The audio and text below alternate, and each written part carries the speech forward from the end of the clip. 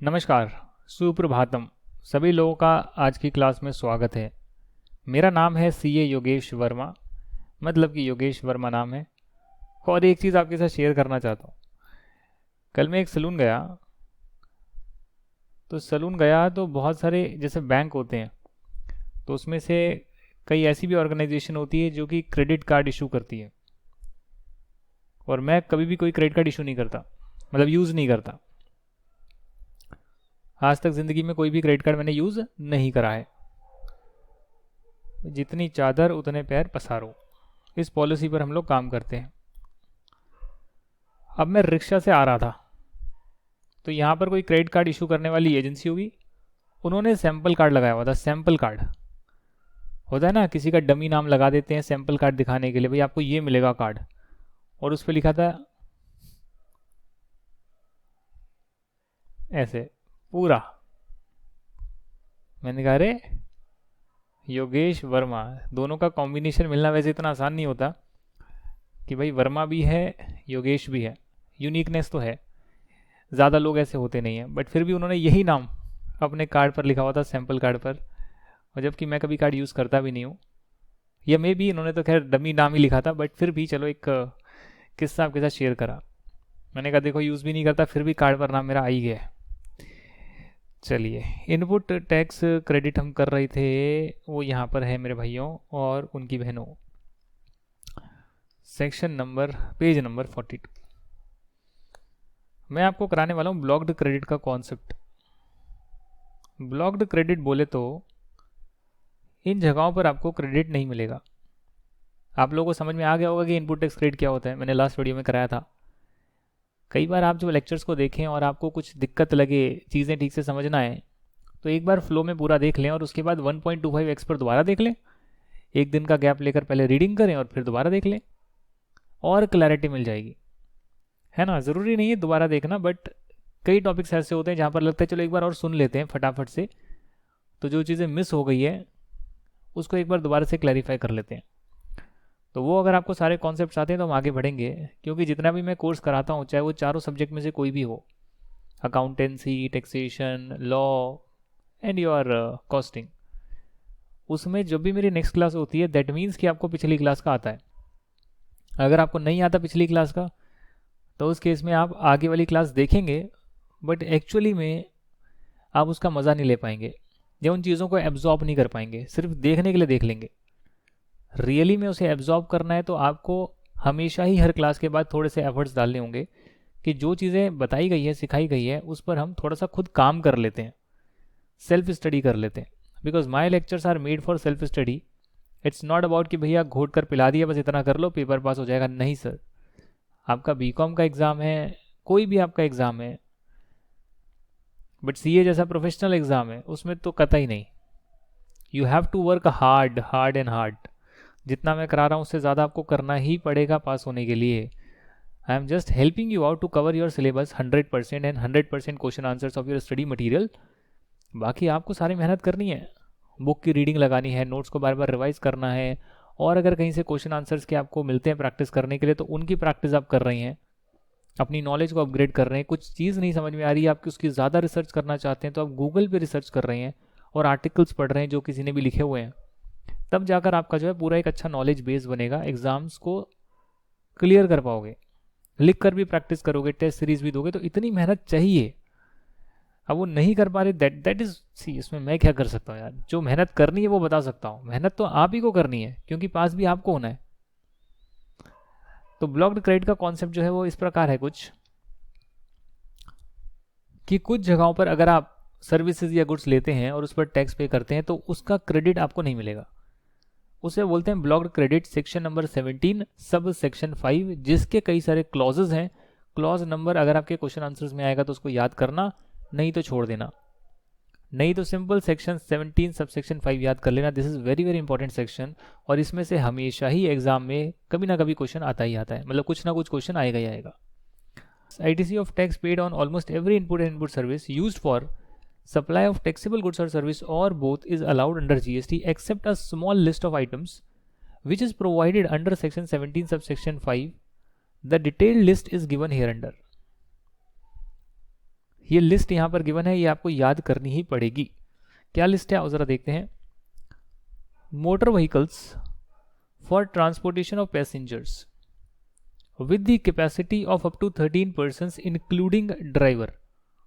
तो ड्राइवर और बाकी सभी लोग को मिला लें और उसमें टोटल जो कैपेसिटी है वो 13 लोग से ज़्यादा नहीं है, राइट।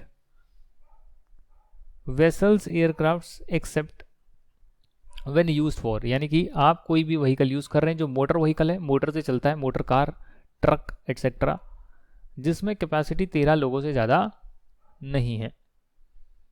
अच्छा, बड़ी बस होगी तो उसमें 13 से ज़्यादा होगी, यस ऑफ कोर्स। एक अगर बस लोगे तो उसमें 13 लोग से ज़्यादा बैठ सकते हैं, तो वो यहाँ पर कवर नहीं है, वो आप खरीद सकते हैं, ट्रांसपोर्टेशन के लिए यूज़ कर सकते हैं, पैसेंजर की ट्रांसपोर्टेशन के लिए यूज़ कर सकते हैं। बट अगर आप छोटी गाड़ी ले रहे हैं, मतलब कि मैं अपना उबर में अगर मेरे को रजिस्टर कराना है तो मैं अपनी कार परचेज करता हूँ, उस कार की बात हो रही है। जी हाँ, उसमें तो 4 ही लोग बैठ सकते हैं इंक्लूडिंग ड्राइवर, कई जगह पर 5 बैठ सकते हैं। थोड़ी सी और बड़ी गाड़ी ले लोगे जिसमें 3 होते हैं कि स्टार्टिंग में ड्राइवर की सीट के साथ बैठोगे, फिर पीछे बैठोगे, फिर उसके पीछे बैठोगे, तो भी 13 से ज़्यादा तो नहीं होते उसमें। तो वो सारे व्हीकल्स कवर हो गए। जी हाँ, साथ में जो वेसल्स हैं यानी कि जो जहाज हैं और जो एयरक्राफ्ट हैं, मतलब जो शिप्स हैं और जो एयरक्राफ्ट हैं वो भी कवर हो गए।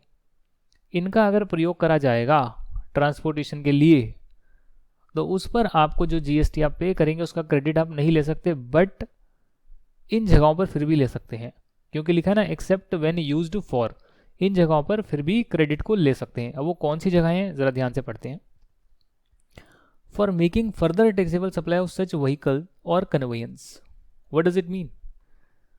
मैंने एक गाड़ी खरीदी और गाड़ी खरीदने पर मैंने पैसे दिए, जीएसटी पे करा, अब मैं उसको आगे बेचूंगा, तो बेचूंगा तो कस्टमर से कलेक्ट भी करूंगा, तो उस केस में जो मैंने कलेक्ट करा है उससे मैं माइनस कर सकता हूं जो जीएसटी मैंने पे करा है, यानी कि मैं जीएसटी का क्रेडिट ले सकता हूं if I am using that particular motor vehicle vessel aircraft for making further supply of the same vehicle और कन्वेयंस।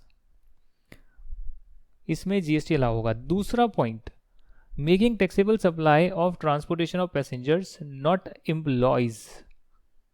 अच्छा, तो मैं ये व्हीकल लेकर अगर पैसेंजर का ट्रांसपोर्टेशन में हेल्प कर रहा हूं या ट्रांसपोर्टेशन का काम कर रहा हूं और वो ट्रांसपोर्टेशन टैक्सेबल है, देखिए ध्यान से लिखा हुआ है making taxable supply of transportation of passengers, her word का मीनिंग है। मैंने आपको एग्जाम्पशन में कराया था कि भाई कुछ जगहों पर जो है अगर आप पैसेंजर ट्रांसपोर्टेशन कर रहे हैं, लोकल ट्रांसपोर्टेशन की सर्विस दे रहे हैं, तो उस पर जीएसटी नहीं लगता है, एसी नहीं होना चाहिए और फलानी चीज़ें मैंने आपको कराई थी। यहाँ पर जो है कहते हैं कि अगर आप टैक्सेबल सप्लाई कर रहे हैं ट्रांसपोर्टेशन ऑफ पैसेंजर की, यानी कि वो पैसेंजर की सर्विसेज एग्जेम्पशन में कवर्ड नहीं है, उस केस में आपको जीएसटी का क्रेडिट मिल जाएगा, क्योंकि आप जब टैक्सेबल सप्लाई करेंगे तो आप पैसेंजर से जीएसटी भी कलेक्ट करेंगे और वो सरकार को पे करेंगे। हावेवर इन पैसेंजर्स में आपके एम्प्लॉयज़ नहीं होने चाहिए। इसका मतलब ये कि अगर मैंने कोई गाड़ी खरीदी और उससे मैं, जैसे मैं नोमिरा में गया था, तो नोमिरा बहुत बड़ा इन्वेस्टमेंट बैंक है और वहाँ पर ट्रांसपोर्टेशन के लिए बहुत सारी गाड़ियाँ उन्होंने ले रखी है। वैसे तो कई लोगों से टाई अप करा हुआ है, बट मान लेते हैं उन्होंने खुद की गाड़ियाँ खरीदी हुई है और उन खुद की गाड़ियों में वो लोग अपने एम्प्लॉयज़ को ट्रांसपोर्टेशन की फैसिलिटी दे रहे हैं। उन्होंने ड्राइवर भी रख लिया, उन्होंने कारें भी खरीद ली, ड्राइवर को सैलरी देते हैं, कारें उनके फिक्स्ड एसेट में आती है, व्हीकल्स में आती है, और उससे उनके एम्प्लॉयज़ सुबह उनको लेकर आना और शाम को छोड़ कर आना, ये काम होता है। इस केस में वो जो कंपनी है वो जीएसटी जब पे करेगी कार खरीदने के टाइम, उसका क्रेडिट नहीं ले पाएगी, हालांकि वो उसको कॉस्ट में ऐड कर उस पर डेप्रिसिएशन ले सकती है, तो उसमें जो है आपको बेनिफिट नहीं मिलेगा एम्प्लॉयज़ के केस में अगर आप एम्प्लॉयज़ का ट्रांसपोर्टेशन कर रहे हैं। ये मैंने प्रैक्टिकल एग्जांपल दिया है। इसी के लिए अगर किसी को टैक्स की एडवाइस देनी है, जैसे कि नोमिरा के केस में, तो उसमें बोलेंगे भैया आप अपनी कारें मत खरीदिए, आप बोलिए कि कार या तो रेंट पर ले लीजिए या फिर सामने वाले व्यक्ति को बोलिए कि कार आपकी रहेगी, हम आपको पैसा पे कर देंगे। Making taxable supply of imparting training on driving such motor vehicles, navigating such vehicles, flying such aircrafts. इसका मतलब क्या हो गया? देखिए, मैं अभी थोड़े टाइम पहले कार की ट्रेनिंग लेने गया, लाइसेंस तो मैंने पहले ही ले लिया था, आज से 5-6 साल पहले, 7 साल पहले ही ले लिया था लाइसेंस, बट मेरे पास वो ड्राइविंग की स्किल्स नहीं थी। क्योंकि जो घर में गाड़ी थी बहुत पहले जब किसी के पास गाड़ियाँ नहीं होती थी, आज से 20 साल पहले, तब गाड़ी थी यहाँ पर हमारे पास।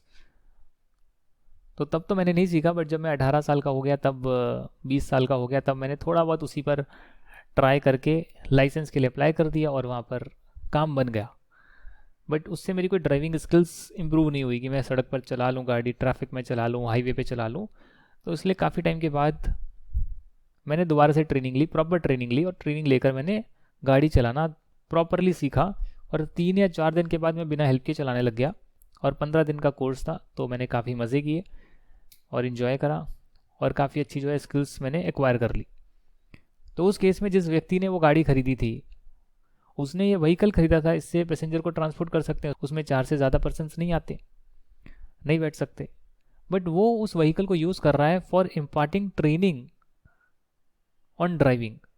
अब मोटर व्हीकल लिया तो मोटर व्हीकल की ट्रेनिंग देंगे, वेसल ले लिया, शिप ले लिया, तो शिप को कैसे नेविगेट करना है उसकी ट्रेनिंग दी जा सकती है, एयरक्राफ्ट में उसको फ्लाई करने की ट्रेनिंग दी जा सकती है।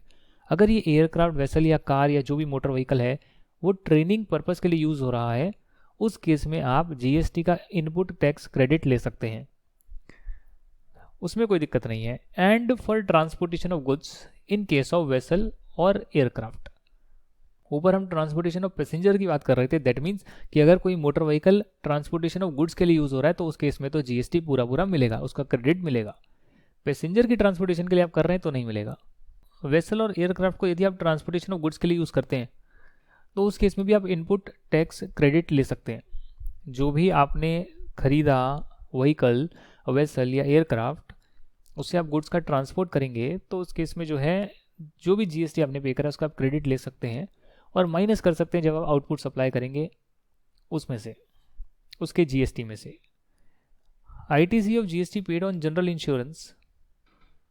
सर्विसिंग, गाड़ी की सर्विस करानी होती है, गाड़ी का इंश्योरेंस लेना होता है, रिपेयर मेंटेनेंस भी उसकी होती है, of above vehicles is also not allowed except when used for the above 4 supplies और where service recipient is also providing general insurance service in respect of such vehicles. इस चीज़ को समझिएगा क्या कहते हैं ये कहते हैं जब आप इंश्योरेंस की सर्विस लेते हैं, गाड़ी की सर्विस कराते हैं, रिपेयर मेंटेनेंस कराते हैं, तो इन व्हीकल्स पर जहाँ पर इनपुट टैक्स क्रेडिट अलाउड नहीं है वहाँ पर इनकी इंश्योरेंस या सर्विस या रिपेयर मेंटेनेंस कराओगे तो उस पर भी अगर कोई जीएसटी लगेगा तो उसका भी इनपुट अलाउड नहीं है, एक्सेप्ट दीज 4 केसेस। क्यों? क्योंकि इन 4 केसेस में इनपुट टैक्स क्रेडिट अलाउड है। तो अगर आप इन 4 कैटेगरीज में गाड़ी को यूज़ कर रहे हैं तो उस केस में आप उसका इंश्योरेंस कराएंगे, रिपेयर मेंटेनेंस कराएंगे, उस पर जीएसटी पे करेंगे तो वो भी जीएसटी का इनपुट अलाउड होगा। या फिर जहाँ पर service recipient is also providing general insurance service in respect of such vehicles, कि मैं इंश्योरेंस की सर्विस ले रहा हूँ और आगे भी इंश्योरेंस की सर्विस दे रहा हूँ। तो मैंने किस चीज़ का इंश्योरेंस कराया? इन्हीं गाड़ियों का कराया। बट मेरा काम क्या है?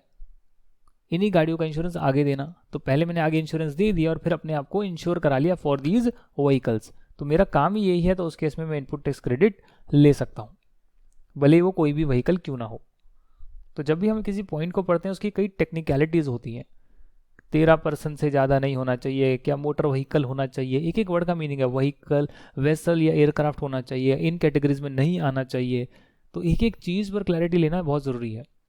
करवाने को बहुत जल्दी करवाया जा सकता है बट फिर आप चीज़ें मिस कर देंगे, इसके लिए मैं धीरे करवा रहा हूँ, एक एक चीज़ पे जो है ज़्यादा क्लैरिटी दे रहा हूँ। आप चाहें तो जो है 1.25 पर देख सकते हैं। अगला पॉइंट है जहाँ पर इनपुट टैक्स क्रेडिट आपको नहीं मिलेगा और वो है आपका food and beverages. Food and beverages आप समझते हैं, जो आप खाने का सामान खरीदते हैं। आउटडोर केटरिंग, केटरिंग भी आप समझते हैं, शादी में केटरर्स को हायर करा जाता है। बैंड बाजा बारात एक मूवी आई थी उसमें भी यही दिखाया था, केटरर्स को हायर करते हैं, वो सारी की सारी जो है खाने पीने की टेंट वेंट की सर्विस प्रोवाइड करते हैं। ब्यूटी ट्रीटमेंट कोई करवाता है, health services, cosmetic and plastic surgery, life insurance premium, health insurance premium, rent a cab, leasing, renting or hiring of motor vehicles, vessels, aircraft on which ITC is not allowed except when 1 और 2 point. मतलब कि food beverages ले रहे हो, catering की service ले रहे हो, ब्यूटी ट्रीटमेंट की सर्विसेज ले रहे हो, health service, cosmetic, plastic surgery, life insurance, health insurance, rent a cab, leasing और रेंटिंग या हायरिंग, ये वाले मोटर व्हीकल्स, वेसल और एयरक्राफ्ट जिन पर आईटीसी अलाउड नहीं होता है, उस केस में आपको जो है आईटीसी नहीं मिलेगा। जो भी आप पैसा दे रहे हैं रेंट वेंट का, उसमें आपको आईटीसी नहीं मिलेगा। If except these cases. अब ये कौन से केसेस हैं? An inward supply of these is used for making an outward taxable supply of the same category और as an element of taxable composite और mixed supply. What does this line mean? Line तो मैंने बता दी, but इसका अगर मैं meaning नहीं समझाऊंगा तो आप कहेंगे भाई क्या, इसका तो मतलब ही नहीं समझ में आ रहा, क्या लिख दिया। कई बार तो मुझे हंसी आती है। पहली बार तो मैं आपको करा रहा हूँ मुश्किल से हार्डली 120 पेजेस पूरे जीएसटी के लिए, बट उसमें जो 120 पेजेस में लिखा है उसको तो इन डेप्थ समझाना पड़ेगा, डिटेल में जानना पड़ेगा। ये कह रहे हैं कि आप भाई फूड बेवरेज की सर्विस ले रहे हैं, मतलब खरीद रहे हैं, गुड्स खरीद रहे हैं, आगे भी सप्लाई उसकी करने वाले हैं, तो इनपुट ले सकते हैं। आप आउटडोर केटरिंग की सर्विस ले रहे हैं क्योंकि आपको कोई केटरिंग सर्विस प्रोवाइड करनी है, आपके पास क्लाइंट आया, उसको केटरिंग प्रोवाइड करेंगे, और वो प्रोवाइड करने के लिए आप कोई और केटरिंग की थोड़ी सी सर्विसेज लेते हैं कि भाई तेरे से इतना काम लूंगा, बाकी मैं करूंगा, तो वो इनपुट अलाउड होगा। Same kind of output service देने के लिए वो इनपुट अलाउड होगा। अच्छा, रेंट पर मैंने व्हीकल ले लिया, मैंने आगे रेंट पर दे दिया, इनपुट अलाउ होगा। समझ रहे हैं? और the government has made it obligatory for an employer to provide any of these services to its employees. हमारा जो फैक्ट्री एक्ट है उसमें कई बातें लिखी हुई है। आपको जो है एक किचन होता है, कैफेटेरिया होता है, खाने की जो सुविधाएं होती है वर्कर्स के लिए रखना पड़ता है अलग से, वर्कर्स के लिए अलग रखना पड़ता है। जो वहाँ पर मजदूर वगैरह काम करते हैं उनकी कैंटीन अलग होती है, उस पर भी जो है कुछ लॉ वगैरह बने हैं। तो उसमें क्या होगा कि आप केटरर्स को हायर करेंगे क्योंकि सरकार ने ऑब्लिगेशन डाली हुई है कि आपको ये प्रोवाइड करनी पड़ेगी सर्विस, और उसके तहत आपने जो है आउटडोर केटरिंग सर्विस ली है अपने एम्प्लॉयज़ के लिए, वर्कर्स के लिए, not employees. Blue collar employees, white collar employees आपको पता होगा, तो जो आपके बड़े बड़े एम्प्लॉयज़ हैं, डायरेक्टर वगैरह हैं, उनके लिए नहीं। जो छोटे एम्प्लॉयज़ हैं, लेबर वर्कर्स हैं, जिसके लिए गवर्नमेंट ने मैंडेटरी करा है कि उनको ये वाली सर्विस देनी है, केटरिंग की, खाने की, फैक्ट्री में लगेगा, खाने पीना मिलेगा सस्ते दाम पर, अफोर्डेबल। 50 रुपये की प्लेट होती है, कई बार तो 20-30 रुपये की भी होती है, कंसेशनल प्रोवाइड करते हैं, खा लो खाना। तो वहाँ पर आप जो है सर्विसेज ले सकते हैं। Membership of a club, health and fitness centre, travel benefits to employees on vacation such as LTC और होम ट्रैवल कंसेशन। मतलब ये वैसे आपने इनकम टैक्स में सैलरी के चैप्टर में पढ़ा होगा कि कुछ एम्प्लॉयज़ को लीव ट्रैवल कंसेशन के नाम पर पैसे मिलते हैं, जिसे वो छुट्टियों पर घूमने में, फिरने में अपनी फैमिली के साथ खर्च कर सकते हैं। होम ट्रैवल कंसेशन हो गया, लीव ट्रैवल हो गया, बात एक ही है, नामकरण अलग अलग है, मतलब इनका सेम ही है। कोई कुछ बोलता है, कोई कुछ बोलता है। आपने क्लब की मेंबरशिप ले ली, आपने हेल्थ एंड फिटनेस सेंटर में आप चले गए, या ट्रैवल बेनिफिट जैसे कि एम्प्लॉयज़ को मिले, तो इस केस में जो भी जीएसटी पे करा होगा उसका क्रेडिट नहीं ले सकते, except when such services are provided by an employer to its employee under a statutory obligation. हमारे किसी कानून में लिख दिया कि आपको एम्प्लॉय को ये सर्विस देनी पड़ेगी, हेल्थ एंड फिटनेस सेंटर, वैसे मैंने कभी पढ़ा नहीं ऐसा होता है, बट अगर किसी कानून में आ गया कि आपको ये देना पड़ेगा और फिर आप दे रहे हैं, फिर तो कोई दिक्कत नहीं है। ये किसके लिए है? ये कंपनी के लिए है सर। आप अपने एम्प्लॉयज़ को कुछ भी दे रहे हैं, यहाँ पे लिख भी रखा है ना, travel benefit to employees, health and fitness centre में जा रहे हैं, तो कोई तो ये सर्विस ले रहे हैं, तो आप डायरेक्टली ले रहे होंगे इस सर्विस को, तो आप तो फाइनल कंज्यूमर हैं। फाइनल कंज्यूमर तो कभी भी इनपुट लेता नहीं है, वो तो कॉमन सेंस है।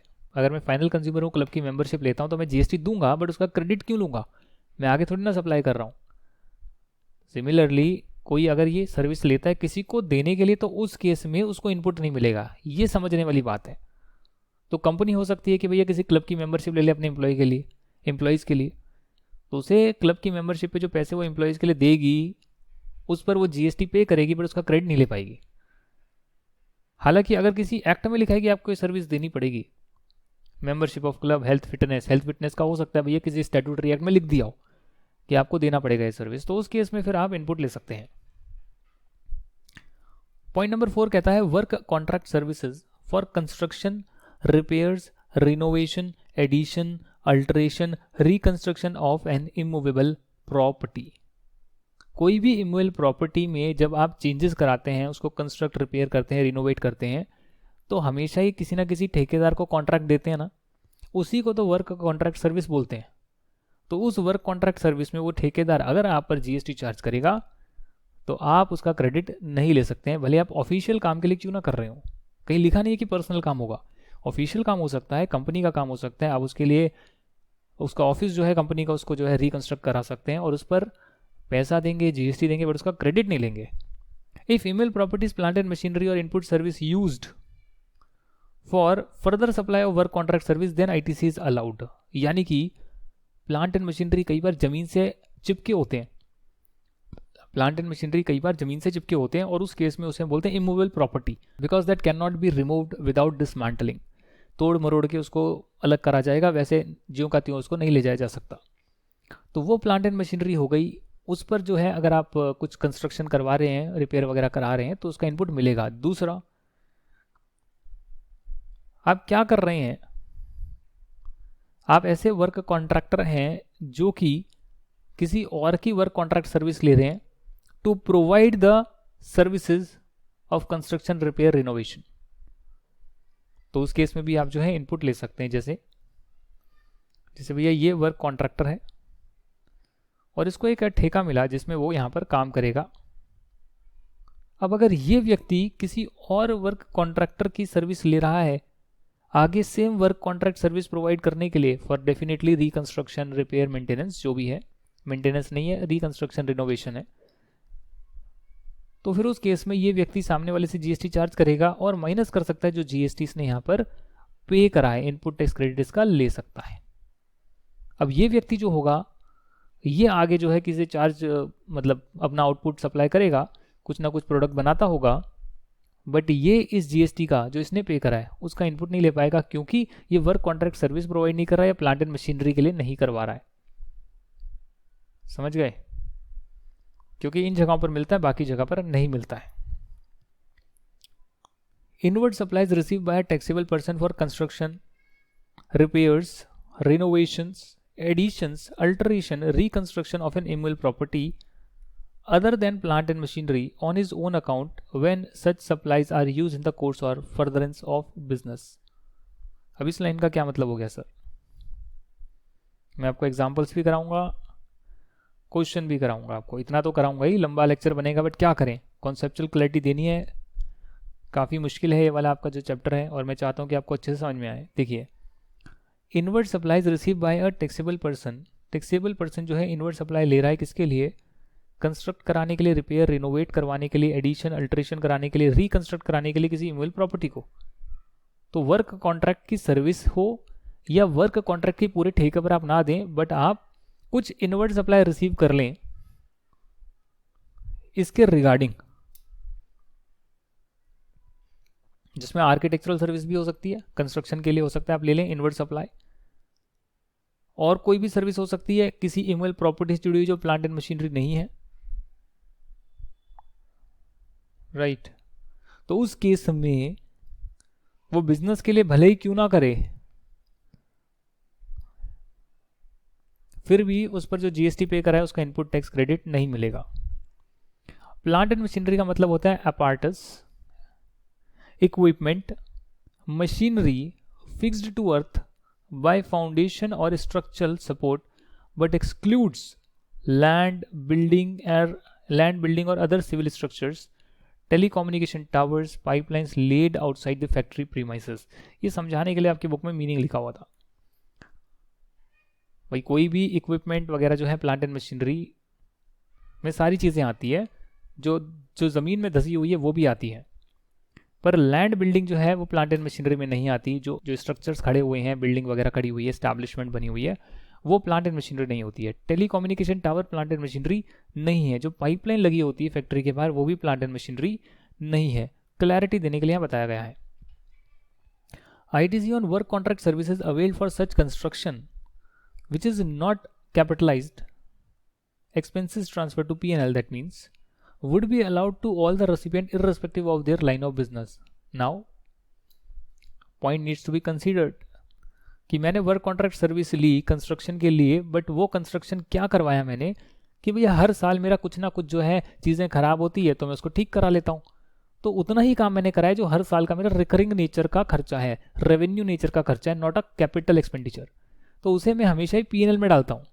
तो यदि मैं खर्चा पीएनएल में डाल रहा हूँ तो उस केस में सभी रेसिपिएंट को अलाउ होगा irrespective of their line of business. तो ये कैच है। मतलब अगर क्वेश्चन में दे दिया वर्क कॉन्ट्रैक्ट सर्विस जो है इमेल प्रॉपर्टी से जुड़ी हुई है, पर वो कंस्ट्रक्शन का खर्चा बिजनेस जो है पीएनएल में डालता है, तो उस केस में आप इनपुट टैक्स क्रेडिट को अलाउ कर देंगे। समझे आप? बहुत बहुत कैच है, हर पॉइंट में कैच है, हर कैच को पकड़ना पड़ेगा। कैच का मतलब भी पकड़ना होता है। Inward supplies on which tax has been paid under composition scheme. आपने किसी से कॉम्पोजिशन सप्लायर से सामान खरीदा तो उसमें वैसे तो आपसे टैक्स लिया नहीं होगा और वो अपनी जेब से देगा, बट आप उसका इनपुट टैक्स क्रेडिट ले नहीं सकते क्योंकि आपने टैक्स दिया ही नहीं है। Inward supply receive by a non resident taxable person except on goods imported by him. तो नॉन रेजिडेंट टैक्सेबल पर्सन वो है जो इंडिया में रेजिडेंट नहीं है बट कुछ टाइम के लिए इंडिया में सप्लाई करता है, उसका परमानेंट एस्टैब्लिशमेंट भी इंडिया में नहीं है। उस केस में जो वो सप्लाई लेगा सप्लाई देने के लिए, तो जो सप्लाई ली है उसका इनपुट टैक्स क्रेडिट नहीं लेगा। बट अगर उसने कुछ इंपोर्ट करा है तो उस पर भी जीएसटी का एक पोर्शन होता है, आईजीएसटी का एक पोर्शन जाता है, उसका क्रेडिट वो ले सकता है।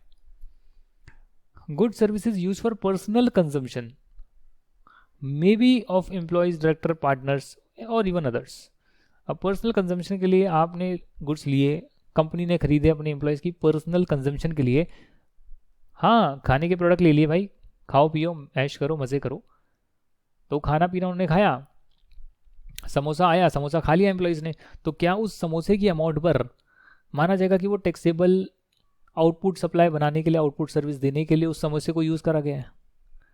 पर्सनल कंजम्पशन के लिए एम्प्लॉय की जो पेंसिल हो गई, स्टेशनरी हो गई, इन सब पर जीएसटी का इनपुट नहीं मिलना चाहिए। मेरे हिसाब से इस लाइन को पढ़कर यही क्लैरिटी मिलती है कि अगर आप एम्प्लॉय, डायरेक्टर, पार्टनर या किसी और की पर्सनल कंजम्पशन के लिए कोई सामान खरीदते हैं, उस केस में उसका जीएसटी आपको नहीं मिलेगा क्योंकि वो आउटपुट सप्लाई प्रोवाइड करने के लिए आप यूज़ नहीं कर रहे हैं। गुड्स जो लॉस्ट हो गए, स्टोलन हो गए, डिस्ट्रॉय हो गए, राइट ऑफ हो गए, डिस्पोज हो गए बाय वे ऑफ गिफ्ट और फ्री सैंपल्स। मैंने सामान खरीदा, मैंने उस पर जीएसटी पे करा, मैंने यहाँ पर सामान खरीदा, गुड्स या सर्विसेज जो भी है, सर्विस तो क्या लॉस्ट होगी, गुड्स समझ लेते हैं, गुड्स खरीदे, इसमें से जो है एक लॉस्ट हो गया, हो सकता है भाई लॉस्ट, गुम हो सकता है, चोरी हो सकता है, कुछ भी हो सकता है, सामान पड़ा हुआ था, तो इस पोर्शन पर जो जीएसटी मैंने पे करा होगा ना वो अब नहीं मिलेगा क्योंकि अब ये एक्चुअली में मेरे फाइनल प्रोडक्ट में बनाने के लिए यूज ही नहीं होएगा। क्योंकि कंडीशन होती है कि आपका इंटेंशन है कि आप इसको बिजनेस में यूज करेंगे टैक्सेबल सप्लाई देने के लिए, चाहे वो गुड्स की हो या सर्विस की सप्लाई हो, पर इसे तो आप यूज ही नहीं कर पाएंगे क्योंकि ये लॉस्ट हो चुका है। दैट्स वाई इस पर जो जीएसटी है वो आपको नहीं मिलेगा। या फिर आपने किसी को फ्री सैंपल के रूप में बांट दिया, सामान खरीदा, उसको फ्री सैंपल के रूप में डिस्ट्रीब्यूट कर दिया। और बहुत सारे आपको पता होंगे जब नई मेडिसिन आती है तो ट्राई करने के लिए वो जो है डॉक्टर्स वगैरह को देकर आते हैं, फ्री सैंपल रख कर आते हैं कि पेशेंट पर ट्राई कर लेना, फ्री में दे रहे हैं आपको अपना प्रोडक्ट प्रमोट करने के लिए, तो ऐसे करते हैं लोग। तो उस केस में क्या है, ये फ्री सैंपल जो दिया गया है ये तो आपने फ्री में बांट दिया, इसको तो एक्चुअली में आपने टैक्सेबल सप्लाई के लिए यूज ही नहीं करा बनाने के लिए। तो इस केस में भी जो है जीएसटी जो आपने पे करा है इस पे अच्छी बात है पे करा है, बट इसका क्रेडिट आप नहीं ले सकते हैं। Tax paid after the allegation of fraud, willful misstatement or suppression of facts, or tax paid after the detention of goods in transit for violation of provisions of e-way bill, or penalty paid after the confiscation of goods। तो कई बार क्या होता है कि tax पे करना पड़ता है जब फ्रॉड का एलिगेशन लगता है, विलफुल हमारी मिस स्टेटमेंट होती है, सप्रेस करा जाता है, फैक्ट्स को नहीं बताते, वायलेट करते हैं ई-वे बिल के प्रोविजन को। ई-वे बिल एक ऐसा बिल होता है जब आप गुड्स की ट्रांसपोर्टेशन करते हैं तो ये बिल जनरेट करना होता है ताकि आप कहीं पर दिखा सकें अगर आपकी गाड़ी को कोई रोके कि देखिए हम ये गुड्स को लेकर जा रहे हैं जिसकी हम ऑलरेडी फाइलिंग कर चुके हैं, सरकार को हम इन्फॉर्मेशन दे चुके हैं कि इस गुड्स की हमें मूवमेंट करनी है। अगर आप उसे वायलेट करते हैं, पेनल्टी लगती है, गुड्स को कॉन्फिस्केट यानी जब्त कर लिया जाता है, तो अगर पकड़कर आप पर टैक्स लगाएंगे तो उस टैक्स का आप कहेंगे मैंने तो पे कर दिया, अब मुझे उसका क्रेडिट लेने दो ना। वो कहेंगे अबे चलो निकलो यहाँ से, इसका क्रेडिट आपको नहीं मिलेगा क्योंकि ये आपने गलत काम करा है। टाइम पर टैक्स पे करते तो क्रेडिट मिलता, गलत काम करा इसलिए क्रेडिट नहीं मिलेगा। और सिमिलरली जो है by one get one free का भी ये ऑफर निकलता है, या बाय मोर सेव मोर का ऑफर निकलता है, एक के साथ एक फ्री, या फिर buy more and save more, एक खरीदोगे 50 रुपए का, दो खरीदोगे 90 रुपए का। वैसे दो कितने के आते हैं, 50-50 100 रुपए। आपने क्या बोला, बाय मोर सेव मोर। तो आईटीसी किस पर अवेलेबल होगा भाई, अवेलेबल होगा आईटीसी अवेलेबल होगा। इसमें दिक्कत क्या है, हम 90 रुपये का बेच रहे हैं तो 90 रुपये पे जो जीएसटी बनेगा वो आपका अवेलेबल होगा। या बाय वन गेट वन है तो 50 रुपये का एक है, उसके साथ एक फ्री है, तो यानी 50 रुपये के दो हो गए। तो उस पर जो भी जीएसटी बनेगा, जो भी उस प्रोडक्ट पर जीएसटी लगता है, रिवर्स कैलकुलेशन करके कि भाई जीएसटी के साथ ये अमाउंट आ रही है तो जीएसटी कितना होगा, ऐसा देखकर आप जो है टैक्स दे सकते हैं। सिंपल है। अब अगर ये आपके दिमाग में सारे पॉइंट्स घुस गए हैं ब्लॉक ट्रेड के, तो हम कुछ एग्जांपल्स करते हैं ताकि आपको क्लैरिटी मिले। ITC on cars purchased by a manufacturing company for official use of its employees is blocked। ये बता दिया आपको। जैसे मैंने आपको नोमिरो का एग्जांपल दिया था, कार खरीदी और एम्प्लॉय को वो ट्रांसपोर्ट करने के लिए यूज़ करने वाले हैं तो उस पर क्रेडिट नहीं मिलेगा। ITC on cars purchased by a car dealer for sale to its customer allowed because you are purchasing a car जिसकी सीटिंग कैपेसिटी 13 से कम है, 13 से कम है, और आप उसको आगे फर्दर सप्लाई करने के लिए यूज़ में ले रहे हैं। तो उस केस में आप सामने वाले कस्टमर से जीएसटी कलेक्ट करेंगे और जो जीएसटी पे करे उसका क्रेडिट भी आप ले सकते हैं। ITC of cars purchase by company engage in renting out cars for transportation of passengers is allowed. Car को लेते हैं और कंपनी उस कार को अपने एम्प्लॉयज़ के लिए यूज़ नहीं करती, बल्कि आगे रेंट पर देने के लिए यूज़ करती है फॉर ट्रांसपोर्टेशन ऑफ पैसेंजर्स। तो उस केस में अलाउ होगा, क्योंकि आप उस व्हीकल को ले रहे हैं और फिर उस व्हीकल को ही आगे दे रहे हैं। या तो आप बेचेंगे या आप रेंट पर देंगे, दोनों ही चीज़ें कवर हो गई है। बेचेंगे तो भी जीएसटी कलेक्ट करेंगे और रेंट पर देंगे तो भी कलेक्ट कर लेंगे। तो यहाँ भी जो है आपको इनपुट मिलेगा। ITC on cars purchase by car driving school, ये भी अलाउड होगा क्योंकि यहाँ पर आप कार को यूज़ कर रहे हैं ट्रेनिंग देने के लिए, which will be allowed. ITC on buses purchase by company for transportation of employees from their residence and back is allowed. क्यों? क्योंकि बस की कैपेसिटी 13 से ज़्यादा होती है और हमने जो भी रिस्ट्रिक्शन देखी थी वो सिर्फ 13 लोगों के लिए ही देखी थी। तो 13 से ज़्यादा वाला बड़ा व्हीकल लोगे तो उसको आप एम्प्लॉयज़ के लिए यूज़ करो, किसी के लिए भी करो, उस पर तो आईटीसी मिलेगा ही मिलेगा। ITC on trucks purchase by company for transportation of its finish goods allowed होगा। क्या बात कर रहे हो सर? अरे भैया ट्रक परचेज करा, वैसे तो उसमें 2 ही लोग बैठ सकते हैं, ज़्यादा नहीं बैठ सकते, बट हमने ये बात करी ट्रांसपोर्टेशन ऑफ पैसेंजर की। तो ट्रांसपोर्टेशन ऑफ गुड्स के लिए कुछ भी खरीदोगे, डेफिनेटली कंपनी उसमें अपना धंधा कर रही है, अपने सामान को पहुँचाने के लिए यूज़ कर रही है, उसे अलाउ करेंगे, उस पर जीएसटी अलाउ करेंगे। ITC on aircraft purchased by a manufacturing company for its official use of its CEO is blocked। क्यों?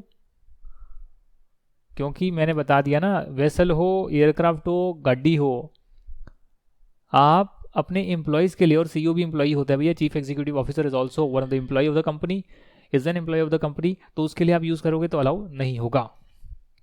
ITC on aircraft purchase by an aviation school, training के लिए अलाउ होगा, क्योंकि आप गाड़ी को लेकर, वेसल को लेकर, एयरक्राफ्ट को लेकर ट्रेनिंग दे सकते हैं। ITC on general insurance taken on a car use by employees of a manufacturing company. तो मैन्युफैक्चरिंग कंपनी अपने एम्प्लॉयज़ के लिए कार यूज़ कर रही है, वो परचेज करिए कार, और उस कार का जनरल इंश्योरेंस कराया। तो क्योंकि कार पर जीएसटी ब्लॉक्ड है, तो कार के लिए अगर जनरल इंश्योरेंस करा लिया तो उस पर भी जीएसटी ब्लॉक होगा, नहीं मिलेगा। ITC on maintenance and repair service आप दे रहे हैं for a truck use for transporting it's finish goods. अगर आपने ट्रक लिया तो ट्रक पर आप जीएसटी पे कर सकते हैं, इनपुट ले सकते हैं, कोई दिक्कत नहीं है। तो उस ट्रक का अगर आप रिपेयर मेंटेनेंस कराएंगे और उस पर आप जीएसटी पे करेंगे रिपेयर मेंटेनेंस की सर्विस पर, तो उसका भी जो है आप इनपुट ले सकते हैं। एबीएन कंपनी जो है केटरर है अमृतसर में, उन्हें एक कॉन्ट्रैक्ट मिला है केटरिंग का मैरिज के लिए, जो कि लुधियाना में होने वाला है। The firm has given the contract for supply of snacks to be served in the marriage to CD and Sons, a local caterer of Ludhiana. यानी कि मैं आउटपुट में केटरिंग सर्विस दे रहा हूँ और वो देने के लिए मैं केटरिंग सर्विस ले रहा हूँ। तो अगर मैं केटरिंग सर्विस ले रहा हूँ आउटपुट केटरिंग सर्विस देने के लिए, तो उस केस में जो मैंने सर्विस ली है केटरिंग की, उसका मैं जीएसटी यूज़ कर सकता हूँ। इनपुट सर्विस, इनपुट आईटीसी जो है मैं ले सकता हूँ। आउटडोर केटरिंग सर्विस जो है कंपनी ने अवेल करी है कि भाई आइए मेरे एम्प्लॉयज़ के लिए जो है खाना बनाइए, उस पर जीएसटी का इनपुट नहीं मिलेगा। बट यदि आप कैंटीन लगाते हैं, जो कि फैक्ट्रीज एक्ट में लिखा है अपने वर्कर्स के लिए लगानी ही पड़ेगी, उस केस में जो है आपको जो भी आप जीएसटी पे करेंगे उस केटरिंग सर्विस पे, उसका इनपुट आपको मिल जाएगा। एक एग्जांपल और देखते हैं यहाँ पर। ABC limited is engaged in manufacture of taxable goods. अच्छी बात है भैया, टैक्सेबल गुड्स बना रहे हैं। आपको जो है आईटीसी बताना है कितना इनपुट टैक्स क्रेडिट अवेलेबल रहेगा XYZ लिमिटेड के पास अक्टूबर मंथ में इसको 22 या 23 कर लेना यार, ईयर कोई फ़र्क नहीं पड़ता, कॉन्सेप्ट सेम ही है। अब पुराना लिखा हुआ ईयर तो पुराना लिखे रहने दो। इनपुट ए है 1 लाख रुपीज़ का जीएसटी उसने पे करा है। One invoice on which GST payable was 10,000 is missing. तो 1 लाख रुपए में से एक ऐसा इनवॉइस है 10,000 रुपये, कई सारे इनवॉइस का ये टोटल है। देखिए इनपुट ए के कई इनवॉइसेज आए हैं जिसका टोटल जीएसटी 1 लाख रुपए है, उसमें से एक इनवॉइस ऐसा है जिस पर 10,000 रुपये का जीएसटी पे करा था बट वो इनवॉइस मिल नहीं रहा। इनवॉइस होना, टैक्स पेइंग डॉक्यूमेंट होना is one of the condition to avail GST and you don't have the document, so therefore आप 90,000 तक का क्रेडिट ले सकते हैं। इसके बाद है इनपुट बी, वो है आपका 50,000 का, जो भी सारे बिल बने हैं इनपुट बी के, कई सारे बिल थे, उसका टोटल था 50,000। तो इसमें इनपुट्स रिसीव हुए हैं 2 इंस्टॉलमेंट में, पहली इंस्टॉलमेंट अक्टूबर में आई है। जब भी आपको गुड्स इंस्टॉलमेंट में रिसीव होंगे तो उस केस में जब लास्ट इंस्टॉलमेंट आपको आ जाएगी तब जो है आप जीएसटी का क्रेडिट लेंगे। अभी आपके लास्ट इंस्टॉलमेंट में गुड्स जो है नहीं आए हैं, तो इसलिए यहाँ पर लिख दिया नील। फिर है कैपिटल गुड्स, 1,20,000 आपने जीएसटी पे करा, एक्चुअल प्राइस तो कितनी 10 लाख 20 लाख रुपए होगी, पर 1,20,000 उस पर जीएसटी था। XYZ लिमिटेड ने कैपिटलाइज करा है कैपिटल गुड्स को at the full invoice value inclusive of GST as it will avail depreciation on the full invoice value. वो चाहते हैं कि भैया हम जीएसटी के पोर्शन पर भी डेप्रिसिएशन ले, इसको भी कॉस्ट का पार्ट बनाए। तो अगर आप ऐसा करना चाहते हैं तो उस केस में आप इस पर इनपुट टैक्स क्रेडिट नहीं ले सकते हैं।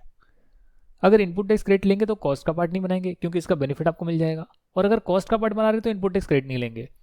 इनपुट सर्विसेज की बात करते हैं, 2,25,000।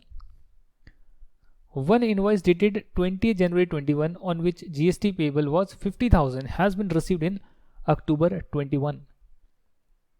2,20,000 समझते हैं इसको। एक आपका इनवॉइस था 20 जनवरी 21 का जिसपे 50,000 का जीएसटी पेबल था, उसे आपने रिसीव करा है अक्टूबर 21 में, तो इनवॉइस आपको अक्टूबर 21 में रिसीव हो रहा है। अच्छा, क्वेश्चन में ये भी दे रखा है कि जो एनुअल रिटर्न है वो 15 सितंबर को फाइल कर दी गई है। ये इसलिए दे रखा है, ये समझाने के लिए दे रखा है क्योंकि आपका जो मान लो जनवरी 21 है ये, तो ये 20-21 ईयर में आ रहा है, यानी अप्रैल 20 से लेकर मार्च 21 के ईयर में ये फॉल करता है। तो जब ये आपने इनवॉइस जो ये था जनवरी का, वो इनवॉइस आपको मिला ही नहीं था, आपको मिला ही कब, अक्टूबर में मिला। अब जब इनवॉइस मिला ही नहीं तो आप इसका इनपुट ले नहीं पाए होंगे। इनपुट लेने का भी, इनपुट टैक्स क्रेडिट लेने का भी एक समय सीमा निर्धारित करा हुआ है कि भैया जब ये साल खत्म हो जाएगा, मार्च 21 खत्म हो जाएगा, तो उसके बाद जो आपकी एनुअल रिटर्न है पूरे साल की, एक और इकट्ठे रिटर्न जाएगी, उसकी जब भी आप उसे फाइल करेंगे, जो कि इन्होंने 15 सितंबर को कर दी, या जो सितंबर महीने की नॉर्मल रिटर्न 20 अक्टूबर तक जाती है, विच एवर इज अर्लियर, तो इसमें 15 सितंबर अर्लियर है। मैंने एनुअल रिटर्न 15 सितंबर को भर दी तो पहले ये वाली डेट ही आ गई, तो इस डेट से पहले ही जो मैं पिछले साल का कोई भी इनवॉइस मेरा बचा है तो उसका मैं क्रेडिट ले सकता हूँ, क्लेम कर सकता हूँ, अवेल कर सकता हूँ। अब यहाँ तो इनवॉइस ही मुझे बाद में मिल रहा है, तो इसमें मैं अवेल नहीं कर पाऊंगा 50,000 का क्रेडिट, क्योंकि मेरी वो एनुअल रिटर्न की भी डेट निकल गई, एनुअल रिटर्न ही मेरी फाइल हो चुकी है। अब मैं उसमें अमेंडमेंट नहीं कर सकता, चेंजेस नहीं कर सकता, मैं सिर्फ 1,75,000 का ही क्रेडिट इस केस में ले पाऊंगा। अब जब भी आप ऐसे टेबल बनाकर आंसर करेंगे तो उसमें आपको प्रोविजंस का रेफरेंस देना जरूरी है। जैसे कि यहाँ पर दे रखा है कि अगर मैंने 90,000 अलाउ करा तो मैंने क्यों करा है, क्योंकि भैया इनवॉइस पोजीशन में थे इसलिए करा है। अगर मैंने नहीं करा तो क्यों नहीं करा, लास्ट इंस्टॉलमेंट आएगी तब करेंगे, ये फर्स्ट प्रोवाइजो में बात लिखा हुआ है सेक्शन 16 सब सेक्शन 2 का। फिर कैपिटल गुड्स में आपने अलग से लिखा कि भैया इस पर अगर आप डेप्रिसिएशन लेंगे तो आप इसका इनपुट नहीं ले सकते हैं। और इनपुट सर्विसेज में आपने लिखा कि भैया यही रीज़न है कि एनुअल रिटर्न जब आपने उसकी पूरी फाइल ही कर दी है और तब तक भी इनवॉइस आया नहीं, तो फिर आप कैसे क्लेम कर पाएंगे इनपुट टैक्स क्रेडिट, वो तो समय ही निकल गया जो लास्ट डेट है लेने की। तो ऐसे जब आप करते हैं तब आपको जो है पूरे नंबर मिलते हैं। Where you write the answers, you present the answers as well as you explain the provision in 1 और 2 लाइन्स। बहुत ज़्यादा नहीं लिखना, बट एटलीस्ट प्रोविजन का सेक्शन नंबर डाल के वो रीजनिंग तो लिखा सकते हैं ना, रीजनिंग तो लिख कर आ सकते हैं, दैट इज मस्ट। इसके साथ आपका बेसिक हो गया है। मैं आपको एक और प्रोविजन जो है एक्सप्लेन कर रहा हूँ यहाँ पे, ब्लॉक ट्रेड से पहले वाला। क्लास थोड़ी लंबी हो जाएगी बट मैनेज कर लेना, ये समझना बहुत ज़रूरी है। इसका बेसिक डिस्कस कर लेता हूँ, बाकी मैं नेक्स्ट क्लास में करूँगा। अभी सिंपल सा एक ओवरव्यू आपको दे देता हूँ ताकि बेस क्लियर हो जाए कि अच्छा ऐसा भी होता है। देखिए, जो भी आप गुड्स खरीदते हैं, जो भी आप सर्विसेज लेते हैं, जो भी आप कैपिटल गुड्स खरीदते हैं जो कि प्लांट मशीनरी या फिक्स्ड एसेट्स होते हैं, उस पर जो भी आप जीएसटी पे करते हैं उसे बोलते हैं इनपुट टैक्स, और इसका क्रेडिट मिलेगा तो इनपुट टैक्स क्रेडिट। इसे आप यूज़ कर रहे हैं फिनिश प्रोडक्ट बनाने के लिए या फाइनल सर्विस देने के लिए। फाइनल सर्विस कुछ होता नहीं है, सर्विसेज देने के लिए आप यूज़ कर रहे हैं। इसको हम आउटपुट बोलते हैं बेसिकली, आउटपुट प्रोडक्ट या आउटपुट सर्विस। तो आपने जो है इसको यूज़ करा आउटपुट प्रोडक्ट या सर्विस बनाने के लिए। अगर ये आउटपुट प्रोडक्ट या सर्विस एग्जेम्प्ट है, मतलब कि इस पर जीएसटी कलेक्ट नहीं होगा, तो यदि आप गुड्स या सर्विसेज या कैपिटल गुड्स यूज़ कर रहे हैं ऐसे प्रोडक्ट बनाने के लिए, ऐसी सर्विस देने के लिए जो जीएसटी से एग्जेम्प्ट है, जो हमने एग्जेम्पशन के चैप्टर में करी भी है, उस केस में आपको इसका इनपुट टैक्स क्रेडिट नहीं मिलेगा। अगर आप इन गुड्स को, सर्विसेज को, कैपिटल गुड्स को यूज़ कर रहे हैं अपने पर्सनल काम के लिए, बिजनेस के लिए नहीं यूज़ कर रहे, तो भी इन गुड्स, सर्विस, कैपिटल गुड्स का आपको इनपुट टैक्स क्रेडिट नहीं मिलेगा। मतलब कि आप अगर यूज़ कर रहे हैं नॉन बिजनेस पर्पस के लिए, बिजनेस में यूज़ नहीं कर रहे हैं, तो भी आपको इसका इनपुट टैक्स क्रेडिट नहीं मिलेगा। दिक्कत कब आती है? जब गुड्स, सर्विस या कैपिटल गुड्स पर आपने जीएसटी पे करा, आप इन इनपुट्स को कंबाइंड यूज़ कर रहे हैं, और कंबाइंड यूज़ कर जो है कुछ ऐसे प्रोडक्ट निकल रहे हैं जिस पर जीएसटी देना होता है, कुछ ऐसे प्रोडक्ट निकल रहे हैं जिस पे जीएसटी नहीं देना होता, वो जीएसटी से एग्जेम्प्ट होते हैं, और कुछ ऐसी चीज़ें आप प्रोवाइड कर रहे हैं जो कि नॉन बिजनेस पर्पस के लिए यूज़ हो रही है। तो कहीं ना कहीं तो मिक्सचर हो गया कि भैया मैं डाल तो एक इनपुट रहा हूँ, इनपुट ए, उस पर मैंने जीएसटी पे करा था 1,00,000 रुपए का, सारे इनपुट पर भैया, एक रॉ मटेरियल पर नहीं, जितने भी इनपुट ए लाया सबके लिए मैंने यूज़ करा, ये प्रोसेस में गया। फिर कुछ जो है ऐसे प्रोडक्ट निकले जो जीएसटी से टैक्सेबल है, जीएसटी लगता है, जीएसटी लगता है। कुछ ऐसे प्रोडक्ट निकले जो जीएसटी से एग्जेम्प्ट है, और कुछ मैंने नॉन बिजनेस के लिए भी कुछ बीच में यूज़ कर लिया। अब यहाँ तो कंफ्यूज हो जाएंगे हम, भैया कितना पोर्शन इसमें गया, कितना इसमें गया, कितना इसमें गया। तो वहाँ पर कहीं ना कहीं जो है हमें टर्नओवर के रेशियो पे बांटना होता है इनपुट टैक्स क्रेडिट को। जितना मेरा इस प्रोडक्ट या सर्विस के लिए यूज़ हुआ जो टैक्सेबल होगा जीएसटी में,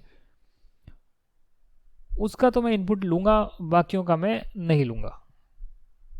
तो ये कॉन्सेप्ट होता है जिसे हम नेक्स्ट क्लास में पढ़ेंगे, section number 17, rule number 42 and 43। उसके मैं कुछ क्वेश्चन आंसर्स भी कराऊंगा, तो ये ऑलरेडी मैं डिस्कस कर चुका हूँ। और फिर जो है कल की क्लास में जो चीज़ें हैं वो करवाने के बाद मैं आपको जो है थोड़ा सा यहाँ पर रजिस्ट्रेशन के बारे में बताऊँगा, और फिर हम इस चैप्टर को कंप्लीट करेंगे। हो सकता है मैं एक छोटी सी क्लास उसके बाद और बना दूँ, कल की क्लास के बाद एक छोटी सी क्लास 15-20 मिनट की, आधे घंटे की और बना दूँ, तो हमारे डिटेल में जो है पूरा इनपुट टैक्स क्रेडिट का चैप्टर डिस्कस हो जाएगा। अब मैं जितने भी वीडियोस बनाऊंगा उसमें मैं जल्दीबाजी नहीं करने वाला, मैं डिटेल डिस्कशन करने वाला हूँ, क्योंकि मुझे पता है कि आप इसी पर रिलाय कर रहे हैं, और ऐसा नहीं होना चाहिए कि आपको कहीं पर भी कोई कॉन्सेप्ट में दिक्कत आ जाए, क्योंकि अगर दिक्कत आएगी तो आप मेरे पास आएंगे, और मैं एक स्टूडेंट की क्वेरी तो सॉल्व करनी तो है मुझे, बट थोड़ी सी दिक्कत हो सकती है। इसीलिए मैं लेक्चर्स को ऐसे बना रहा हूँ कि आपकी कोई क्वेरी आए ही ना, आपके सारे डाउट्स जो है क्लास में ही कवर हो जाएं। उसके बाद भी आप जो है लर्न्स अप के स्टडी ग्रुप्स में पूछ सकते हैं, आपस में इंटरेक्ट कर सकते हैं, एक दूसरे से टिप्स शेयर कर सकते हैं। पूरा ग्रुप बनाया है पढ़ाई करने के लिए, तो आप इसका लाभ उठा सकते हैं। अब मेरे जितने भी लेक्चर्स बनेंगे, अकाउंटेंसी के नए लेक्चर्स बनेंगे, नए बनते रहेंगे, ऐड होते रहेंगे, तो जिन्होंने भी परचेज करा है उनको टेंशन लेने की ज़रूरत नहीं है, उसी में ऐड हो जाएंगे। तो मैं क्या करूँगा, मैं डिटेल्ड वीडियोस बनाऊंगा, प्रॉपर आपको हैंड रिटन नोट्स देने हैं या समरी बुक देनी है, दो में से एक चीज़, हैंड रिटन नोट्स या समरी, दो में से एक चीज़ तो दूंगा, क्योंकि मुझे पता है अगर मैं 1.5 दिन की तैयारी नहीं करा रहा तो वो सारी पढ़ाई बेकार है।